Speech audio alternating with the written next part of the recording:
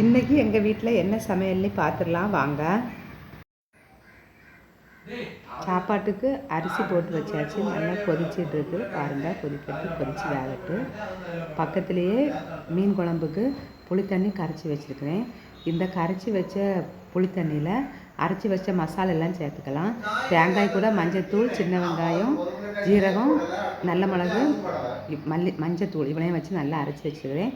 அப்புறம் வத்தல் தூள் போட்டிருக்கு, மல்லித்தூள். வத்தல் தூள் வந்து நேர் பாதி தான் மல்லித்தூள் போடணும். நிறைய போட்டிங்கன்னா கடுத்த மாதிரி டேஸ்ட் இருக்கும்.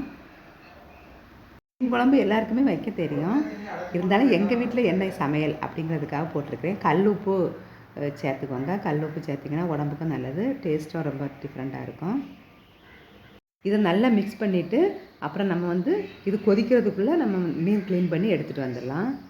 இன்றைக்கி மீன் வந்து ரொம்பவுமே நல்ல ரேட்டு கம்மியாக கிடச்சிருக்கு பாருங்கள். 6 கோவாஞ்சின்னு சொல்லுவாங்க இதுக்கு. இது வந்து 6 கோவாஞ்சி வந்து 100 ரூபா தான். ஐஸும் இல்லை, நல்லா ஃப்ரெஷ்ஷாக இருந்துச்சு பாருங்கள். க்ளீன் பண்ணி எடுத்தாச்சு. சாப்பாடு இறக்கி வச்சுருக்கேன். உடனே வடிச்சிடக்கூடாது, 10 நிமிஷம் கழித்து வடித்தா சூடு இருக்காது.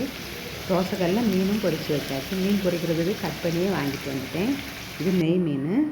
தோசைக்கல்லில் மீன் பொரிக்க எண்ணெய் வேஸ்ட் ஆகாது. இப்போ பாருங்கள், குழம்புக்கு மீன் க்ளீன் பண்ணி எடுத்துகிட்டு வந்தாச்சு.